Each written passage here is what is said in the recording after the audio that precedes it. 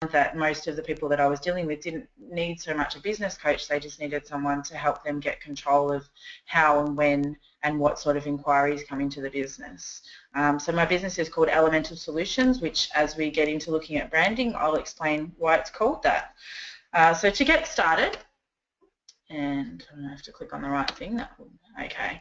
So what I'm going to cover today is why you would want to do branding, and for me that's a really relevant thing because in the past I may have said that small business wouldn't need to do branding, and now with the digital marketing mediums that we've got, you do need to do it, and you also can do it and still be budget friendly. So we'll talk about why would you do branding. What branding is, and again that's my bent on it, which is a little bit more meat and potatoes than theory, you would say, and rebranding, so how you can work with what you have and kind of strengthen that brand or turn it a little bit in the right direction. Communicating your brand to other people. Most importantly, turning your branding into something that turns into work.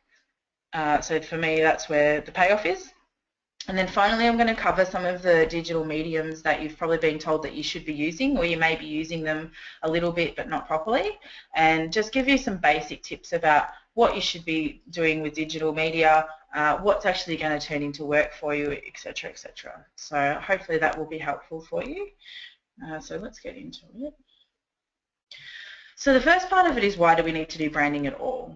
And so if you think about businesses that you know their brand, think about if you were going to go buy a car, or you were going to stop and get fast food, or you were going to get life insurance. What does the difference between having a known brand that you recognize do for you compared to a brand that you don't recognize? So in most cases there's also a significant difference in cost, which I haven't even put in there, but having a known brand can absolutely increase the price of your work. So if you think about it in terms of my background before I was a business coach was in the gyms group, so gyms mowing and all that, and I know from there we used to say that the gyms brand would add a 15 to 20% premium to the price because of the trust and credibility that came with it, and the client knew what they were getting into, and they had a call center to call if there was any problems and all that. So the brand actually added a value to the price. But for a business, the main reasons is we want to be able to be found. So if you have a recognizable brand, if you have a recognizable name, people are going to know how to find you, and people are going to be interested in finding you in the first place. Secondly, to be remembered, so that if people do see you, if you've got something that's a little bit memorable, that stands out, that strikes a chord with the right type of clients that you want to attract, then there's a better chance that they're going to remember you 6, 12, 24, 36 months down the track when it's time to actually look at renovating, or look at building, or look at getting a kitchen done. So, you know, having that strong brand, it creates what we call a memory peg, so that people can come back and find you when the time is right. Adds credibility, so if you have something that's recognised, then you're going to automatically seem like you've been around for longer, you're more professional, you've got your backyard in order, all those things. So it gives you some instant credibility, and particularly I've got some cases of that. Some of them I've got examples today, and some of them are just right in the process at the moment, where people have gone from almost one-man operations, or literally one-man operations in a few cases, and become added a brand, and become, you know, a builder to be reckoned with. So there's a guy we're working with at the moment who I can tell you about. And most importantly, or, you know, one of the things that's going to lead to money is that having a brand is going to enable people to trust you before they've met you. Most of the awesome tradies and builders that I speak to, once you get to know them, you're like, I would trust you with my life. I would definitely trust you with my house. I would trust you with my renovation. I would trust you with, you know, babysitting my kids, whatever it is.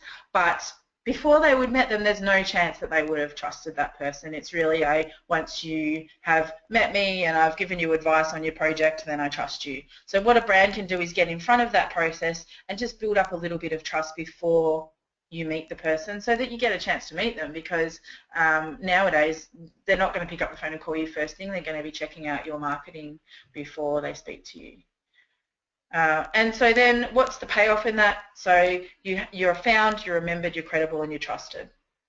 What's the payoff there? You're going to win more clients, and like I said, a higher price.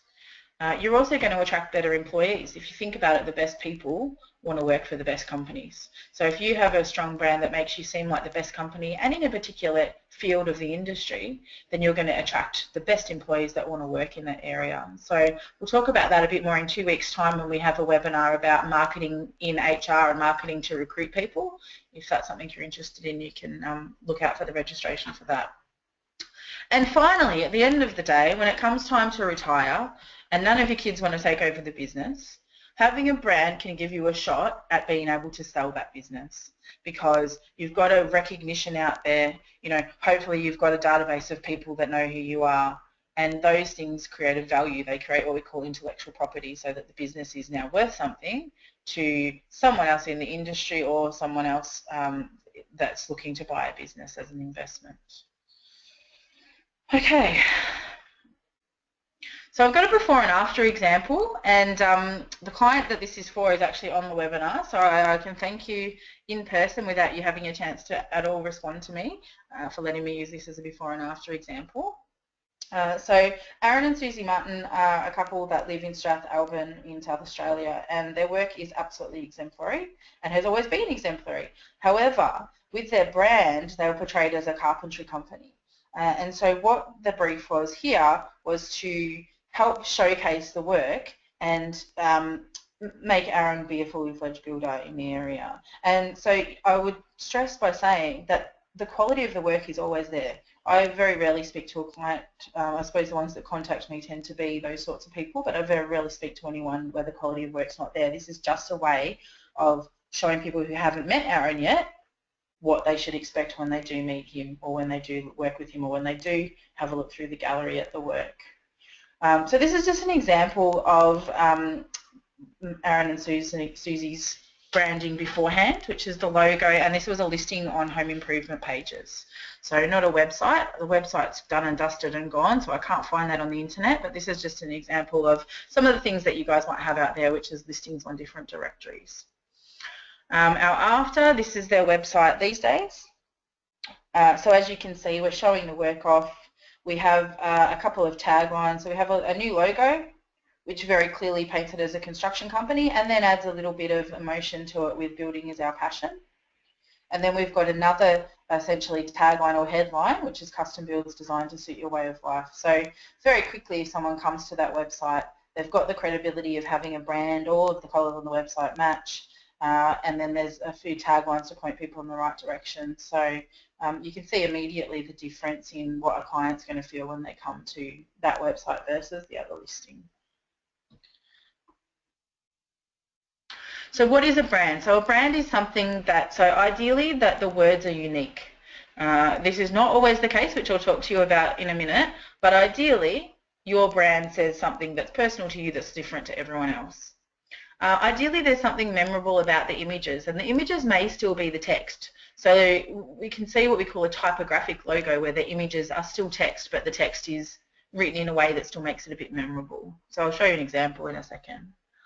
Conveying a personality. So this is big for me, and I always, before I even knew anything about branding, talked about brands having a personality. And it's nearly always the same personality as the owner. But that your brand is conveying something. Are you an Apple Mac kind of builder? Or are you more of a, now I can't think of something, of course. So are you more of a, you know, Boost Juice kind of plumber? Are you young and funky, or are you more into the sustainable stuff, or are you more into traditional kind of old-fashioned service? And so these are personality traits that can then be applied to the brand.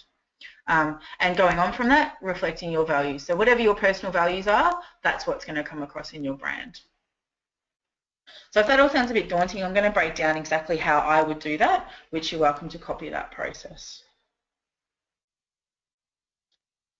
Just to give you another example of what is a brand, so in terms of my brand, all of the things that you can see on the screen there are part of my brand. So you've got the logo, you've got a graphic element there, and then with mine, it's all tied together so it means something. So you've got the person looking at the tall poppy, you've got a tagline, marketing that moves people. Then I have different kind of extensions on that tagline that can be used in places that are all part of the brand. any little snippets and paragraphs and quotes and all those sorts of things that you're using in more than one place that strengthen what you're trying to say about your business all form part of your brand. So these are things that are typically on my email signature website, things like that. So there's an explanation about Elemental, that our name refers that even the smallest business can have simple, low-cost marketing that works.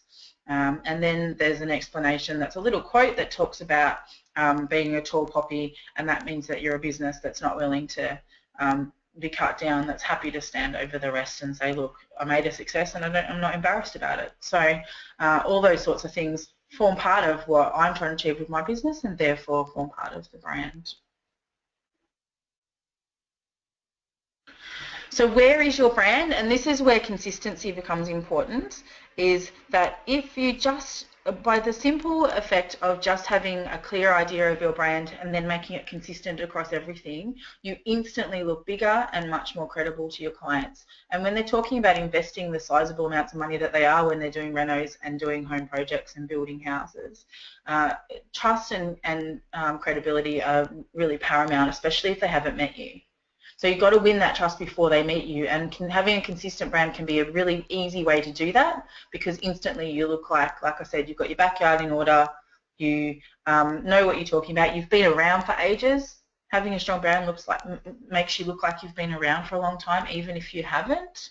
And so all of the different places that your brand can go, and this is not an exhaustive list, but you know, it gives you a good idea of the starting point, and some things that I would point out that are really, really easy ones to do that are instantly going to give you a massive increase in how many people notice your brand and how strong it is to people. Email signature, really, really easy one that instantly makes you look about 10 times more professional, and includes, you know, you think about it, you're probably sending out hundreds more marketing messages every single day, every single week, sorry, if you're sending out email signature that's got some marketing on it. Vehicle signage, the amount of people that suddenly turn around and say, oh yeah, I used to get heaps of calls when I had signs on my car and I just only realised that. So that's the amount of people that say that you wouldn't believe. Site signage is a big passion of mine, which I'm happy to talk to you individually, but you know, all about using the opportunities that you have to make your brand stronger. Voicemail is a great one, where people are going to catch your voicemail a lot.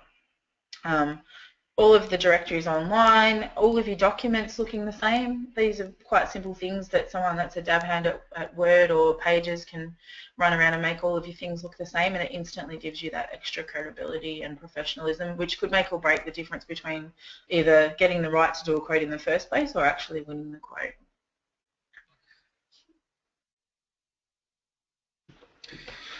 Okay, so the first thing I wanted to look at, because most people would be in the position of they either have no brand, so they're just operating under their name, or I would imagine the majority of the people on the webinar are going to have a brand of some sort, but maybe they don't feel that it's strong enough that's really reflecting the type of business that they want to be, or it's not really adding anything unique, or it's not really memorable, or whatever it might be. There's a few different ways that you can tweak things without having to start all over again.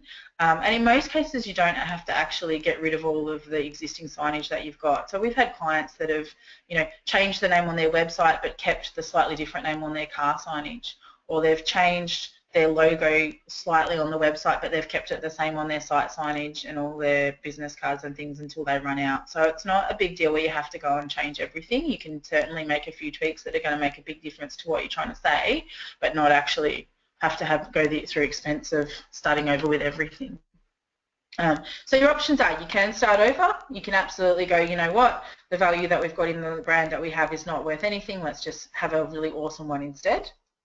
You can update your logo, and so a lot of the time you can be adding a little picture or a graphic to your existing logo can do wonders, or changing the style of the font, those sorts of things. We've tweaked a couple just so minor that have made a massive difference in how modern and professional they seem.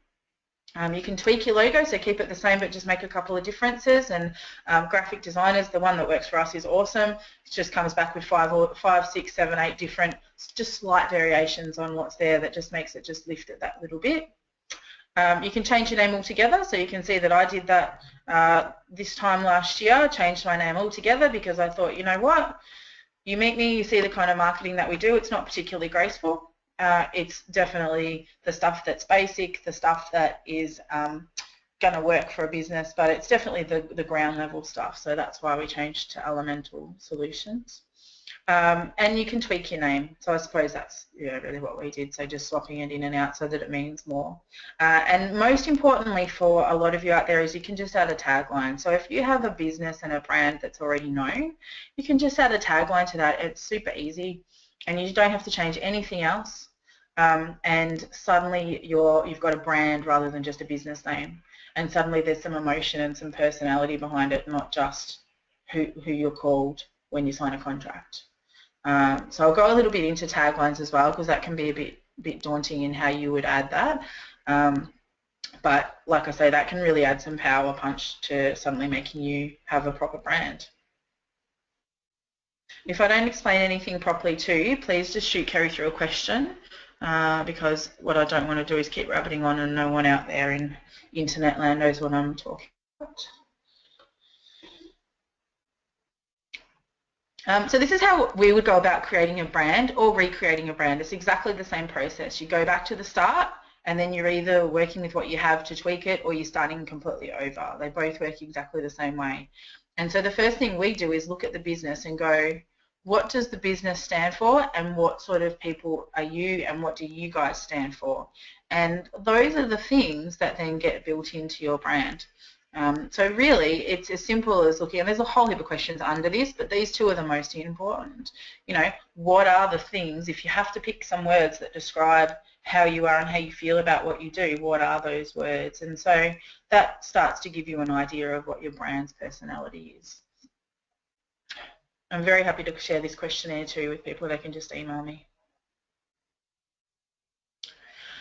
The next step when we're working from scratch, so say we've got a client that hasn't even got a business name, and that's often the case if past few examples I've had is two builders have come together to form a new company and they want to start completely from scratch. So if that's the case, or if we're trying to build a tagline from scratch, excuse me, what I would usually do is come up with what I call key impact words, which probably have an official fancy name in proper marketing, but for me, they're the words that stand for the things that you stand for. And so what I would do then is usually sit down with the client, or one of my team would sit down with the client, and we would circle the ones that either really, really nail what you're about, or the ones that aren't overused. So you can imagine the word quality is extremely overused in the construction industry. So that would not be something that I would particularly be leaning to be using. I wouldn't particularly use the word trust because trust is something that's got to be earned. It can't just be put in a tagline. I would be leaning towards things where it's got highly regarded, commitment, solid, those sorts of things that say the same thing, but they're actually got a little bit more, look like they've got a bit more thought behind them than just saying trust and quality.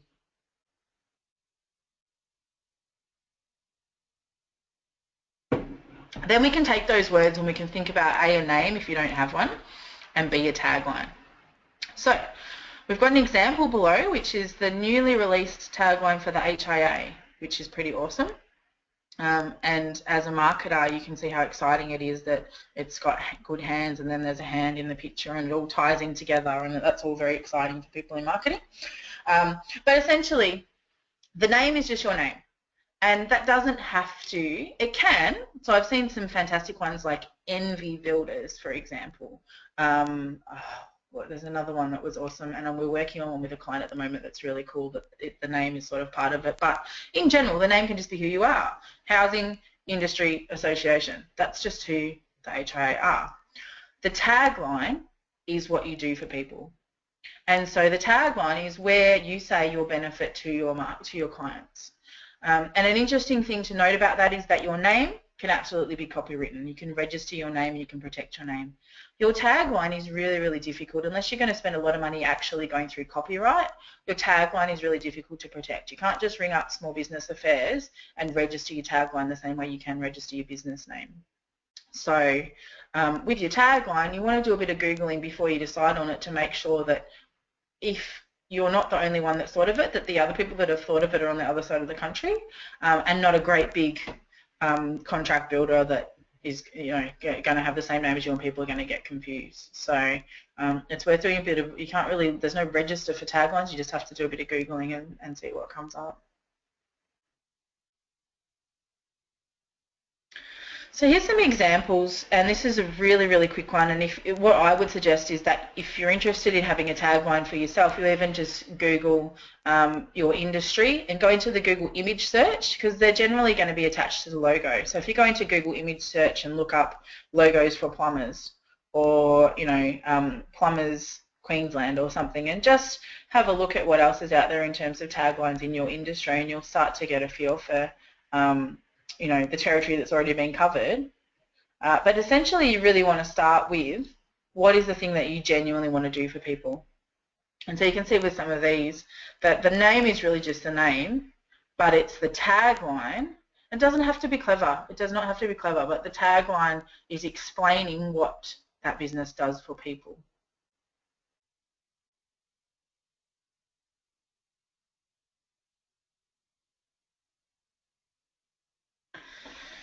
Okay, and I won't spend too long on deciding on a brand, just in case people that are on the webinar already have a brand and want to get onto the digital marketing, but I'm more than happy to have a chat to you about that, or to look at going into more depth in another way about that. But essentially, once you've come up with your brand, you want to protect that.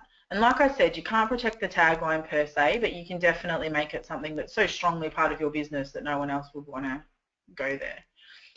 So the first things you want to do is protect your name. So your domain name is the most important thing. Even before registering the business name, make sure you can get the website address.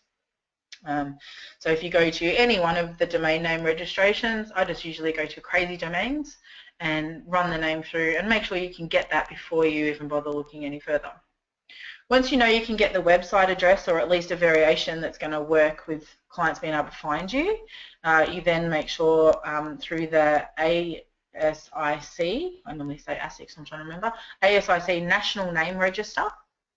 So the National Name Register, I haven't written it in the PowerPoint, and you can look up to make sure that the business name's available. So unless the business name is your own name, you have to register it. If it's your own name, you don't have to register it, but I would suggest that you still do, because then the bit that's tacked on the end, that's builder or carpenter or whatever, that bit's protected.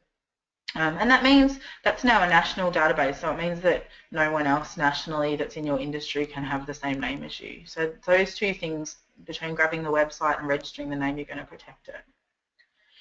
You then want to have a basic style guide, and you don't need to pay thousands of dollars for this. You just want to get something that the person who designed the logo does, something really basic that tells you what are the fonts used in your logo, what are the colours, how does it look if it's on embroidery, how does it look if it's on a dark background or a light background or in black and white.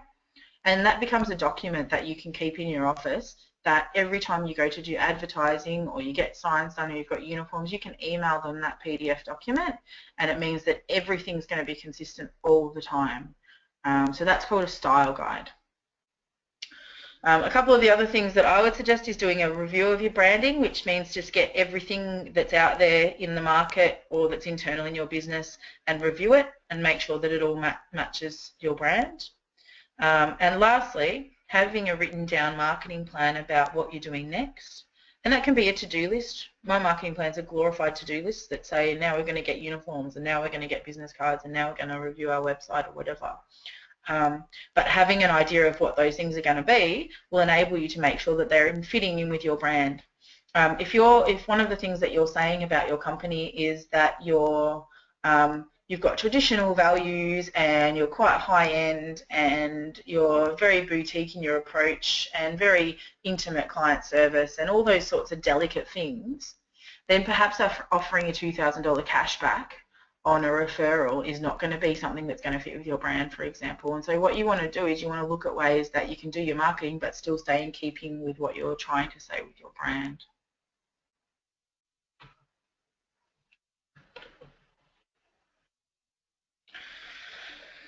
Okay, before we look at digital marketing, the most important thing, and why are we going to do some branding? The most important thing is that branding has to turn into leads. So the fact of the matter is, and I will still stand by this, is that a small business can't afford just to do branding. There has to be a payoff in terms of people contacting you to get a quote.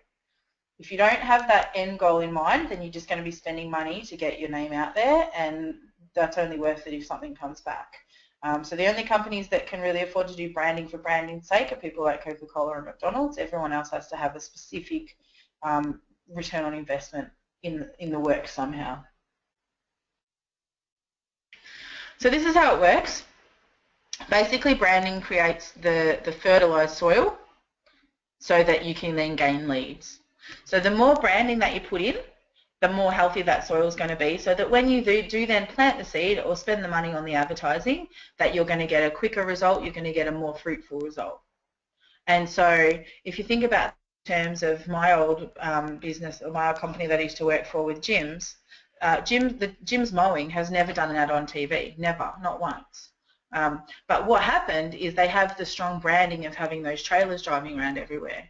And so what would happen is, because of the fertilization of the area just from those trailers driving around, and I think some of the divisions put cornflute signs on the fence, like a similar to a sight sign that you guys would use, that all of that repetition of the brand meant that when they did run an ad in the local paper, they got 4, 5, 10 times the result of all the other businesses running ads in the local paper, because the branding had fertilized things so much that then you plant the advertising and you get a bigger payoff. And so for your business, if you think about it in terms of that, the stronger the brand is in your immediate local area, and you want to go deep, not wide, so you want to have it strong in the area that you care about and not worry about the rest, as opposed to try and blanket your state, that then the minute that you pay for advertising, you're going to get a better payoff, and you're going to get more leads, and you're going to get them faster. So to give you an idea, people see on average 5,000 marketing messages a day, and some of the stats that I found when I was looking at this was anywhere up to 20,000 if you're counting things like product labelling. So fair to say there's just bucket loads of marketing messages being thrown at everyone every day. And the old formula was that people need to see something 6 times before being comfortable to make a decision to buy or to get in touch with you or make an inquiry.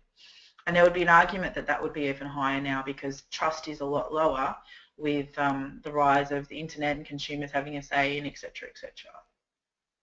And so what branding does is it builds some trust around that and makes people recognise you, so that as soon as you do put a call out there for people to respond, you're going to have more people feeling like they're already friends with your business, if you want to put it like that. But it's marketing that then asks those people that already know you and already love you and already feel connected to you to then actually do something. So you definitely need both working in tandem, but the return on investment is in the action of actually going out and asking for work and marketing. How well that works, though, will depend on how strong your brand is and how good the advertising is.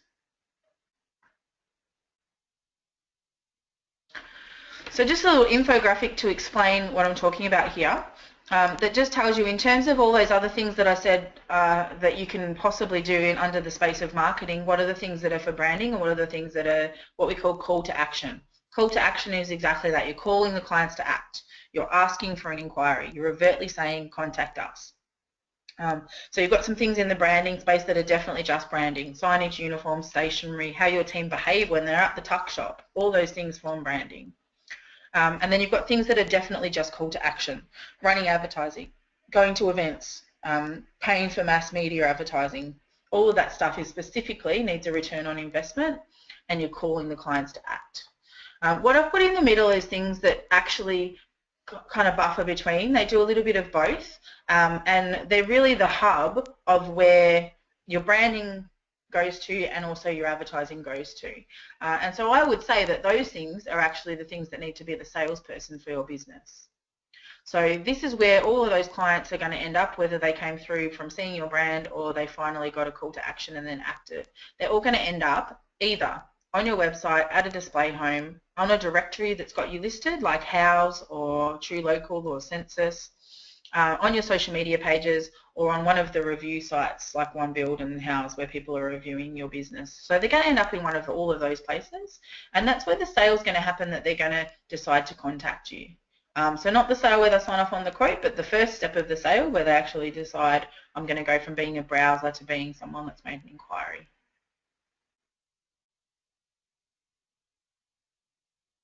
So why digital? Well, digital's fast, dirty and cheap. That's pretty much why.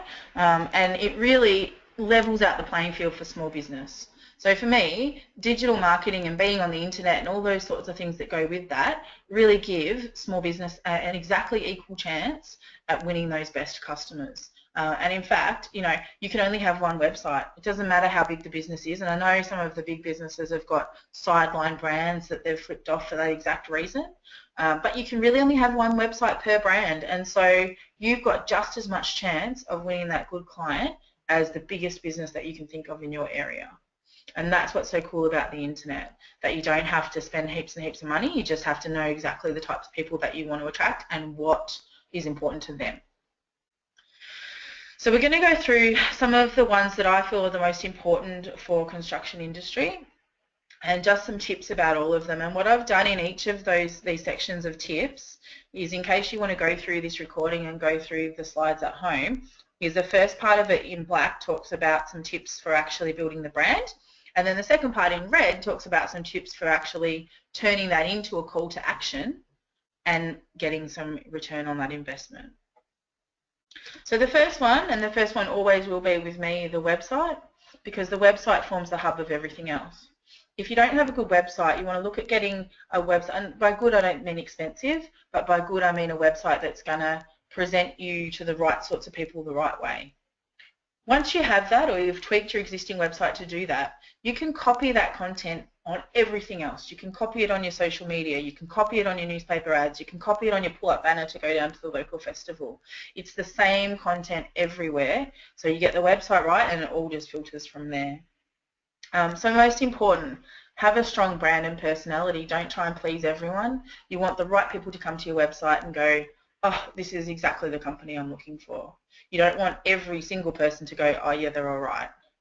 So some people will come to your website and go, no, this is definitely too cheap, too expensive, too modern, too old-fashioned, whatever it is, and that's fine, because you can't be everything to everyone. You just want to make the right people feel excited to finally get to your website.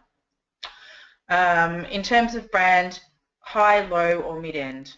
Really, really simple. When I speak to people, I get the price range of what they want to build or their project size, and that gives me a really good idea to go, okay, are you high, low or mid-end? And the website needs to look like that. You don't want to look too expensive for the people with a low budget. You don't want to look too cheap for the people with a high budget, etc. In terms of what you actually say in the text, or we call that copy when we talk about websites, that the About Us section is the one that's the most important. That's the one that's worth spending the time, getting a copywriter to help you, because that, again, is the content that describes your brand. Your About Us is saying, this is our brand, this is what we do, this is what we're good at, this is who we work with, this is our brand. Always include a personal story in your website. Back in the old days, it was more important to look credible, but now you can easily look credible and also have a personal story. Clients want to know who they're going to be dealing with, especially at the high end, interestingly, that they want to have that boutique service. They want to feel like they're dealing with the business owner, you know. So there's nothing wrong with having, and I know most of the builders that I meet balk at having their own photo on the website, but having a nice photo of you looking friendly so that then when they meet you, they're like, oh, you're the guy off the website. That's actually a big deal. And last one on branding with your website is to have a type in your portfolio. So what I mean by that is, if your clients get to your portfolio or your gallery, I want them to go, oh yes, this builder builds the type of home that I want. Or, oh no, this builder doesn't build the type of home that I want. You want to have the portfolio showcase the type of work that you want to do more of, so that a client can get there and they can kind of self-select and go, yes, I am a client for this person, no, I'm not. Because again, otherwise you're trying to be everything to everyone and you're going to lose all of the camps of people by not being specific enough. So you want to actually curate your gallery, and this is for all of the different digital mediums that we talk about coming up, that you want to actually have a little library of photos that are only the ones that you would love to build that project again, and that they all have a kind of theme running through them, that you're that kind of a builder, you're that kind of a tradesman, or that kind of a kitchen place. You know, you want to have a kind of theme running through them. If you really can't decide, then set up different categories for your gallery, but the idea is, yeah, to just showcase the stuff that you want more of. So then you've got a website that does all those 5 things, and there's a couple of recordings of old webinars that go into a lot more detail about your website. So if you want to go through a local company or you want to do it yourself, there is a whole heap of information about what sort of things I would recommend that you include in your website. And it's all the stuff that we look at when we do a website review. But once you've done all that, you need to include a call to action. So again, there's no point in fertilizing the soil unless you're actually going to plant a seed. So we want to have multiple ways that we're asking people to act. So an email sign up and social media, those are the two things that are there for people that aren't ready to make an inquiry. And there's bucket loads of them. There's probably 90% of the people that come to your website are mildly interested in your business but not ready to make an inquiry. So we need to give those people something to do to act that isn't making an inquiry. And then having lots of ways to contact you. So you can already see on this example for Aaron Martin Construction that there's a button that says get started, there's a button that says contact us, there's an email address, and there's a phone number, and there's an Instagram link, and there's a Facebook link. So 1, 2, 3, 4, 5, 6 different ways just on the homepage, and that's even without scrolling down, of getting in touch. So you want to make it really, really easy for people to get in touch with you, and that's going to make your website pay. So there's no point in having a good website unless you're getting A, people to your social media pages, B, people signing up onto email newsletters, and C, people contacting you to make an inquiry about a quote. Second most important in my book is this little tiny free thing called an email signature. You can do so much good with the marketing in your email signature and you'll completely forget it's there. It's like the ugly wallpaper. You completely forget it's there after you've been living there for a while. But what you're doing is you're putting your brand on everyday action and you're probably adding 100 marketing messages a week to your business. What you should do, and it's not in this example here, but you should be mimicking your website menu. So you can have links in your email signature to your gallery. You can have links to your About Us. You can have links to your personal profile. You can have links to your social media. All can sit in your email signature so that people can actually jump from your email signature into your actual marketing. Include icons for awards that you've won and include associations that you're part of. Include things like Green Smart because that's all going to give you that instant credibility. And big part of it is your email signature is pretty much the best place to show off your tagline. So once you have a tagline, and you can even pop one on there and experiment for a while and see what people think, but once you have a tagline that you're happy with, you definitely want to put that in your email signature. So this tagline here, striving to be the most sought after company in our industry. These painters still get comments about that, and that tagline's nearly 8 years old, and they still get comments from clients that really shows what they're about and what they want to do for people. Next most important, Google+. So Google+ is a social media forum that Google has created, but in terms of what you guys want to care about for your business, Google+ is putting you on the map. Google+ is having a little marker on the map, so that if people look up kitchen renovations Campbellfield, that they find you. If they look up Builder Parramatta and you're in Parramatta, they find you. You know what I mean? Being on the map, it's free. This is the biggest thing. It's free, and it's also run by Google. So what happens is if you do that, Google like you. And we always want to be liked by Google because it gives us a head start in this thing called SEO, which is people finding you by Google. So Google My Business is the place to go to, and they will walk you through the setup to do that.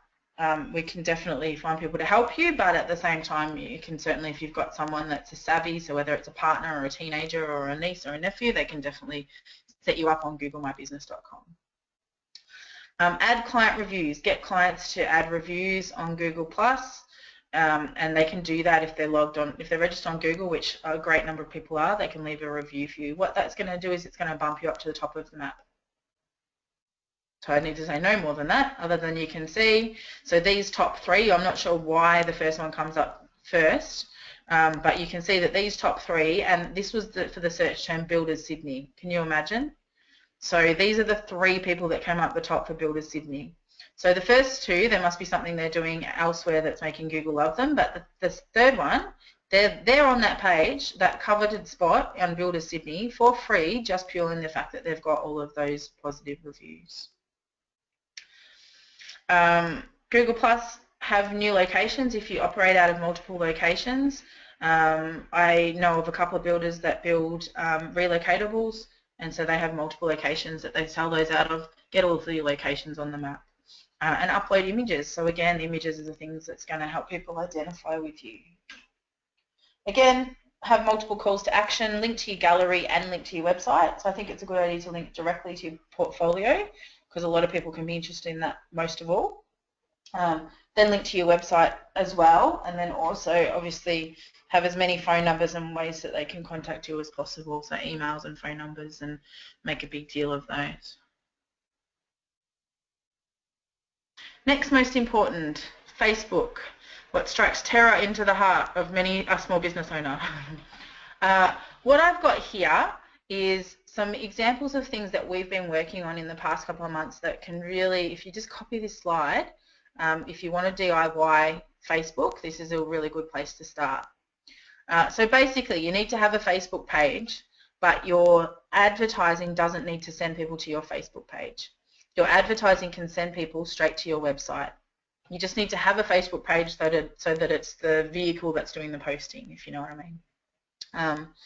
And what you want to do in terms of having content on Facebook is your whole goal is to have lots of people seeing it. So unfortunately that means you need to pay, but fortunately you only need to pay like $5 or $10. So it's a very inexpensive way of doing it, but don't sit there posting and not boosting them and not paying because no one will see it. But really the goal of Facebook is to have people see your stuff.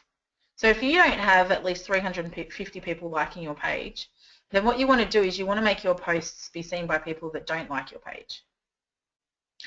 Because then once you've collected your 350 people from doing it that way, then you can start sending messages out to the people that actually like your page.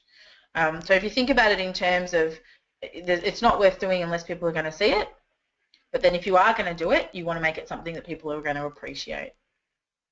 So we recommend scheduling 3 times a week. There's a fortnightly posting schedule or social media plan that goes through what would be the things for 3 times a week for the next 2 weeks that you would put on there. And so we've got a rule of thirds, so 1/3 of them to be newsy. So things that are news about your business, news about the industry, news about your staff, something from a supplier. So you can tend to grab those off suppliers, off staff, and that's where you can show off things that are within your business. 1/3 of the posts to be high value, and hands down, the 2 things that work the best here are home hints and recipes. I know not why, but they're the sorts of things that people find really valuable, and they'll actually share them with friends and comment on them and tag them and head along and like your page and things like that. So the more valuable advice you can offer in terms of stuff that people can go and do themselves, bizarrely, the more professional it makes you look in the industry and more clients want to deal with you. So the more you can share, the better. Some of the ways that you can do that without having to actually write any content is ask your suppliers to give you some little fact sheets or little snippets about what's the difference. So say for my painter, we say what's the difference between acrylic and gloss paint, for example. Or sorry, acrylic and water-based paint, or gloss and high gloss and matte. And those are the sorts of things that people really appreciate. And then 1/3 of them or less can be a call to action or a sales. And so out of those 1/3, that's when you're saying, hey, are you looking to get a home custom designed? Come and check us out now. So I'm happy to answer questions about that once we're done as well. But hopefully that gives you a little bit of an idea about where to start. And when I say schedule posts, what you can do with Facebook is you can actually sit down and you can schedule all of the posts for the month in one hit. So you or a receptionist or someone that works for you or your marketing person can sit there and they can just schedule 3 posts a week for the next month, all in a couple of hours. And then they'll just roll out at the time. And then what you can do is if something happens in the business that's a bit ad hoc, like a client sends a testimonial or it's someone's birthday or whatever, then you can put that on as a bonus one. Next most important in social media is Instagram. This is because it's a highly visual medium and there is a lot of people on here that are getting ideas for renovations, looking at renovations, looking at builders. There is a lot of people here that are just shopping. It's pretty much like going to the home show. There's a lot of people there for ideas, but it's all still about reputation. So I would suggest doing Facebook first because I feel that it can turn more readily into inquiries. So website first because the website will definitely give you inquiries. Facebook second because it can. Instagram third because it might. But what you can do is you can link it to your Facebook posts. So you don't have to do 2 lots. You can do them once and they'll automatically share across the other. I would suggest that it's for businesses that can reach a little bit further geographically. You can definitely build a following in your local area, but it would be most effective when you're building a following across a whole of Melbourne or the whole of Brisbane, for example. What it does do by being on Instagram and having a whole heap of professional photos is it's going to really make you stand out as being a leading builder or a tradesperson, having a kind of a modern feel. Doesn't necessarily mean people on Instagram are younger. There's definitely a big chunk of people on Instagram that are between 40 and 60, but you definitely got the more cutting edge people, if you like. So on Instagram, really basic rule of thumb, at least 2/3 are just straight images. Lots of interiors, lots of kitchens, lots of bathrooms, lots of unique little spaces, and the carpentry and finishes and fittings and all those sorts of things are definitely interesting to Instagram people.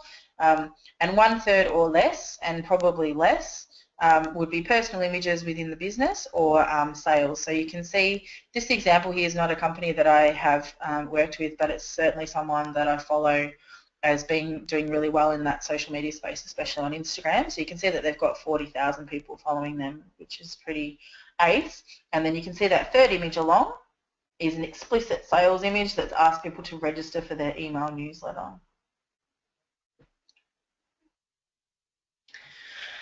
Okay, House is a new one that has been big in some states and is creeping into others very, very quickly. And House is very much like Instagram, but with extra words. And so it is for people to get ideas to, you know, it's kind of like combining the yellow pages with Instagram. So people can get ideas, they can ask questions directly of the builder. And then they can also contact them. So you've got the inspiration, but you've also got the ability to shop for a builder or a renovator or a tradesperson. So it's kind of got the best of both worlds in that way. So I'm not surprised that clients are jumping on it.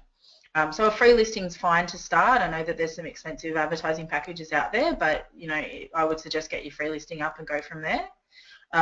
Awesome images. This is another reason why as soon as you've finished a property, I know there's a problem with gardens not being done, and I know there's a problem with furniture not being in, but there is workarounds around both of them. But at least one project here, you get some awesome photos, get some close-up photos these days, you know, have a few things to work with before it gets trashed by the client. Client reviews on House, and they make a big difference, and they will bump listings up and down, but also they lend that, you know, what reviews are about is reviews are about your brand being strengthened by people who don't have a vested interest. So one of probably the most powerful thing that your brand can have is having other people who don't have a vested interest saying the same thing as you. That's why I use testimonials on websites, because you can say you're great, but if a client that genuinely, you know, there's a photo of that client, there's a photo of their project, and it says the same thing as what you're saying, it's giving you that whole third-party backup. So the Q&A section of House is really cool, so people can actually go through photos and then ask a question of the builder. I saw some on there, what's that slab made out of, what's that exact colour of brick, things like that. Content, so make sure with all of these directory listings, so if you're on any directories, if you're on home improvement pages or yellow pages or House or True Local, have lots of content on there, have the awards that you've won, have the associations that you're part of, have lots of text that explains what you do, because all that stuff's going to be then adding to your credibility, but also it's all searchable by Google so that it can actually bring you extra people in. And like anything, measure the leads that come from this stuff and see where are my good quality inquiries coming from. And if they're coming from here, or if they're coming from Facebook, or if they're coming from your newspaper advertising, then that's where you want to be investing more of your time and money on the thing that's bringing you the most inquiries. So House has a few ways. They've got a clear phone number. You can call straight off there. There's no hiding the phone number like there is in some of the other directories.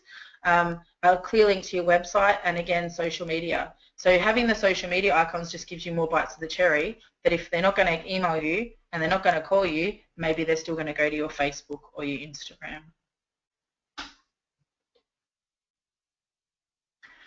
Other directories, so they're mostly free, and again, your images and your contact details, and I've put a note in there about keywords.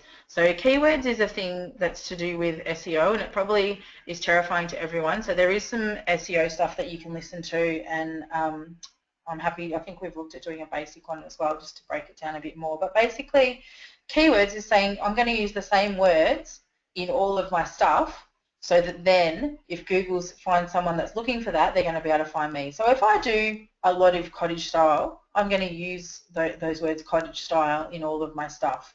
So that would include in the directories. It would include on my Facebook page. It would include on my website. It would include on my Google listing. I'm going to just use cottage style everywhere.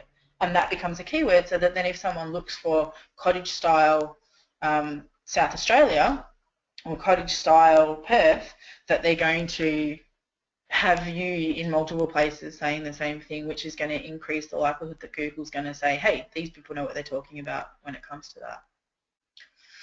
So here's some of the directories that are all completely free. So if you have an admin person, this is a good way to quickly get your branding and your profile up. Is just go and list on all of those directories, include some words that describe what you do, so some keywords, and make sure that they link back to your website. And that's going to really bump up, A, your branding, so that if you Google your own business name, you're going to be on there 20 times instead of once. And B, it's going to give a chance for people to find you in multiple ways. And of course, all of those ways, they end up back at your website, where hopefully they give you a call. Other SEO, so I mentioned this because this is about digital marketing, and this is not the forum to get into it in depth, but I know that people out there wonder about SEO. And so basically, if someone wants you to sign a contract for SEO, or if someone guarantees to get you on page 1, then I would be running the other way. You don't need to do that anymore. What you want to be doing is providing genuine content to Google so that you can be found by the right people in the right way. There's no point in trying to trick Google. You might as well just play by the rules, because eventually they're going to change things again to try and kick out the people that are cheating. So here's just some really basic tips about helping Google like you a bit more. So if you know your back end of WordPress, then you can install a program called Yoast, which is what I use on mine, which gives you a full traffic light system. Red if it's bad, amber if it's all right, and green if it's good. And you can go through and you can just work through getting all green, basically. 300 words on every page, and have it be relevant and genuine. That's it. Videos are definitely ranked highly. And stock images, so images that you've bought that other people are using also, don't rank very highly as compared to having your own professional photos. And they're just some things that Google ranks on. So Google's looking at what's your authority, so how many other people look to you to be an authority in your area, how many people have chosen to go to your website when they've been looking for a specific thing, and how relevant what you have is to what the person's searching for. So that gives you an idea, and again, like I say, you would only, you look at this stuff as not as the be-all and end-all. This is not going to give you all of the inquiries that you want, but this is definitely part of ticking off your branding and making it so that the people that you do want can find you. And last but not least is AdWords, Google AdWords or Reach.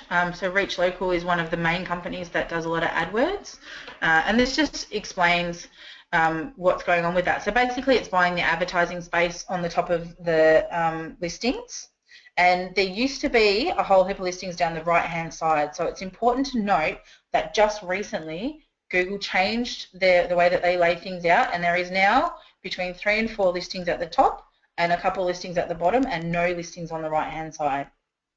So what that has done is made the real estate more expensive. So if you are running AdWords, then I suggest you go back and check with the people and keep a close eye on what the cost of your clicks is doing, just in case that real estate's become more expensive. But the goal through this is to get people to your website, and then your website needs to convert. So again, it doesn't matter how good your AdWords are, your website needs to be the thing that's converting people. And just to finish off, because I saw it click straight onto 2 o'clock, is that marketing is essentially create your brand, create stuff, and the stuff can be anything, but create something that tells people a bit about you or gives some value, or is something, a flyer, a website, a business card, doesn't matter, and get that out there. That's marketing. And then the real part of marketing is measure what's going on and then repeat the good stuff. And just to finish up, there's my contact details if you want to talk one-on-one about something that's specifically relevant to you. I'm happy to give out advice where I can with time constraints. The top bit is the services that we offer, and there's only a couple. So we offer reviews.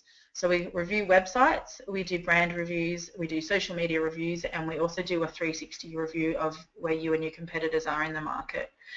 They're all on the website. They're all $297 for HIA members.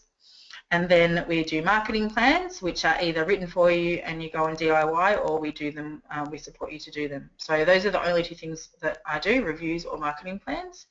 And lastly, that in Victoria on the 12th of April, I am doing a workshop, like Kerry said, which is at the HIA head office in Jolimont, which is on creating a marketing plan. So if you want more information about that, you can certainly get hold of that. Okay, so I'm going to stop talking now and see if anyone has any questions. Great, thank you, Katherine. I will just wait for some questions to come in. I just want to clarify, you mentioned having 300 words. Is that a minimum? Minimum, yeah. Yep. So I wouldn't, I would say between 300 and 500, but we tend to shoot for 300, 350. So as long as it's over that 300, it becomes searchable by Google. So the main part is the homepage is the big one.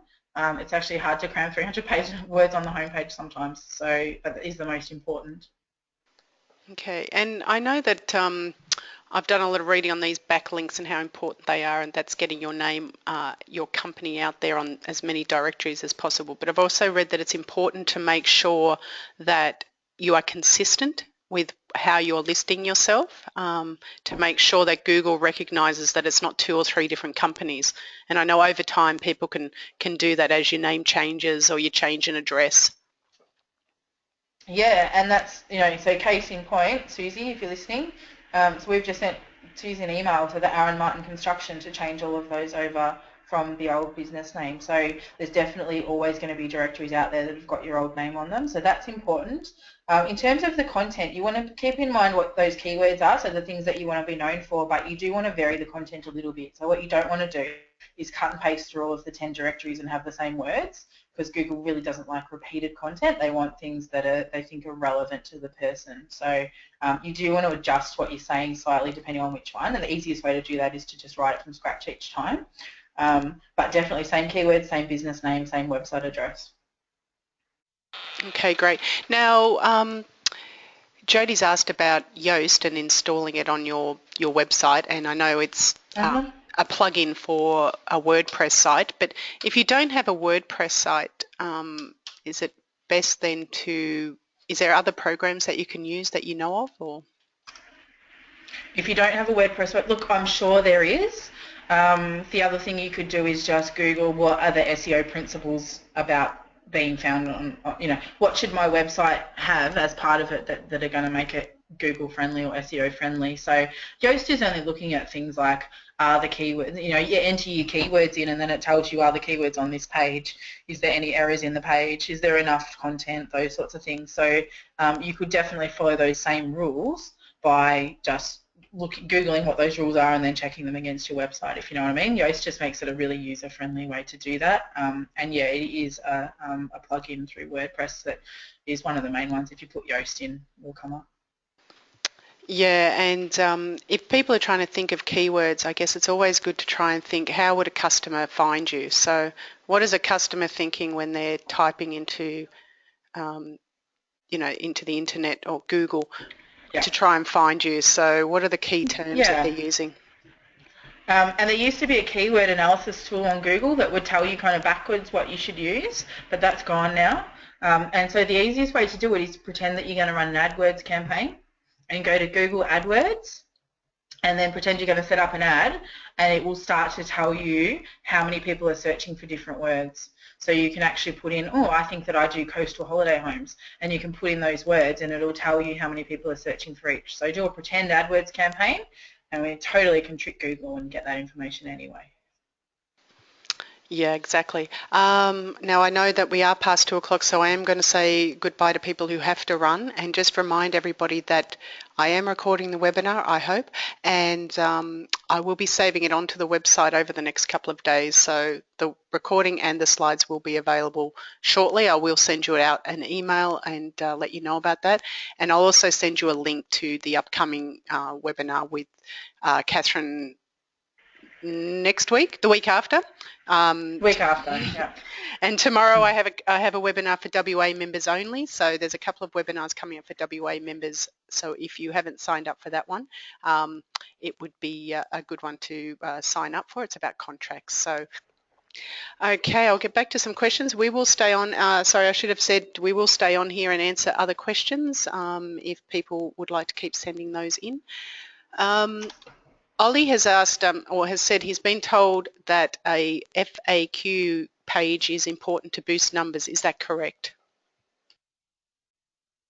To boost numbers, it would depend on the numbers that it's meant to be boosting, but it would definitely add a lot of visitors to the website. Yeah. Look, it would definitely add a lot of content. So if you have a frequently asked questions page, it's going to add a lot of words that relate to your industry and to what you do, if you know what I mean. So that's definitely going to help in terms of content.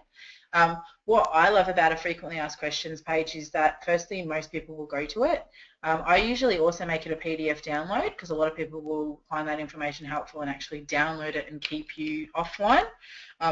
While they continue browsing.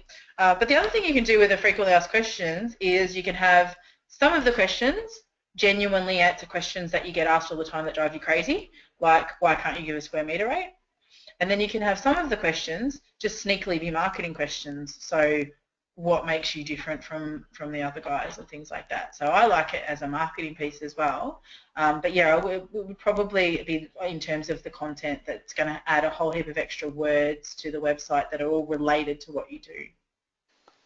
Okay, now Helen's asked if we have a website created in Dreamweaver, where should the keywords go? Within the body of text or in the HTML? So they're going two places. One is in the body of the text, which for me is the most important because that's the bit the client reads, so you want it to actually be relevant. And then they go in a place called the meta descriptions, which is in the code. So Dreamweaver is actually how I learnt to do websites back in very, very early 2000s. But I'm sure it's had a few changes since then. But there's probably a way to actually go in and enter the meta descriptions. So there's meta descriptions on pages, and there's a meta description for your website. So those are the two invisible places that it should be, but then definitely the keywords should be in the text. And quite liberally, like if it's your main keyword, I think 5 times is about normal. Yeah, so you could have it also in the title of the page, and also in the first paragraph. Definitely. Yeah, headings is a big one actually, especially if they're marked as being heading 1. To have your keywords in heading 1 is another one that Yoast look for. You refresh my memory there, Kerry. That's okay. I've been teaching. I had a couple of months off, and I've been teaching myself WordPress. So that's what I did too over Christmas. Yeah, exactly. And what's that? Oh, bloody Kinder Committee. Ended up on the Kinder Committee, had to do my website, so I had to learn how to do it over Christmas. Yep. Well, I have a brother-in-law that I'm building a website for, so it's all handy. And keywords it's a really interesting topic, and SEO. So I'll probably be doing maybe some info sheets on that as well if people are interested in learning more about SEO and website. And I know we definitely have some more webinars coming up. Perhaps we might do a kind of workshop on building websites on WordPress. We could definitely do that would be, you could easily do that online, but we could definitely do a basic SEO as well. I know we have a recording, but it gets a little bit technical for beginners, so we could definitely look at a basic one as well. Yeah, and if people would find that handy to see actually, the breakdown of where keywords go and a little bit of research, then just let us know. We're always looking for feedback to see what other topics people are interested in. All right, and it's just, I guess, with just going back to logos, where's the best place to get a logo designed? Oh, that's a really political question. Look, it depends entirely on your budget and your preference for how you want to work with people. So so for my clients, we do a combination of, we have a couple of graphic designers that are based locally in the city where our clients are, and then we also do use a couple of designers that are based in the US that have a slightly cheaper rate. So if someone's on a really tight budget, they can do it that way. So there's lots of different ways. I mean, you can go through, there's a website called Fiverr where you can do logos really, really cheaply. There's a website called 99 Designs I was checking out today. It's actually not that cheap to do a logo. So there's lots of different ways, but a great way is to jump on the community Facebook page in your area. So if you're in Western Sydney, I'll guarantee you there'll be a Facebook page called Western Sydney Community Group or Western Sydney Buy Swap Sale Even, whatever. And jump on there and say, is there a local designer that's got a reasonable rate? I'm a small business, but I'd like to work with someone local. And you'll also often find that there's local designers that are equally as cost effective, but they can come to you, they can walk around some of your jobs, and they can really get excited about your brand. And you're giving the small guy a go that way too, which I always like. Yeah, look, I've used both Fiverr and 99 Designs, and I guess it comes down to you get what you pay for. Fiverr can be very inexpensive, and it could be a good way to try out a few different logos or get a few ideas. I've put the company the site there. It's actually spelt Fiverr, not triple R. Sorry, I need to put some glasses on because it's a little bit tricky, but it's Fiverr. The concept is that you get things done for $5. They do sometimes cost a little bit more, but you can read about reviews and rankings and choose the job. 99 Designs is a little bit different in that it's called 99 Designs because if you put up it's almost like a competition. You describe the logo that you want built or the whatever marketing material, and you'll get back usually about 99 different designs, and you go through and choose the one that you want to award the prize to. So again, if you've got a bit more money, that's a good one to, if you want a high quality logo, but it does cost more, but you get so many more choices to go by. So Mm. all Mm. right, I think we have got to the end of all of our questions, unless anybody is still typing. Sorry, I'm typing responses and speaking at the same time, which I shouldn't do because I know multitasking doesn't work. So thank you everybody for joining us today, and once again thank you Katherine for joining us. Look forward to speaking to you in 2 weeks time, and I will send out details to people who have joined us from Victoria about your appearance on the 12th of April. I'd highly recommend people get along and meet you in person, and I have got some feedback here that people would like to see some more stuff on SEO and and websites. So thank you everybody, and please fill out the survey when we leave the webinar. I forgot to mention that to everybody. So thanks again everybody, and have a good afternoon or morning depending on where you're joining us from. Bye Katherine. Thanks, Kerry. See you later.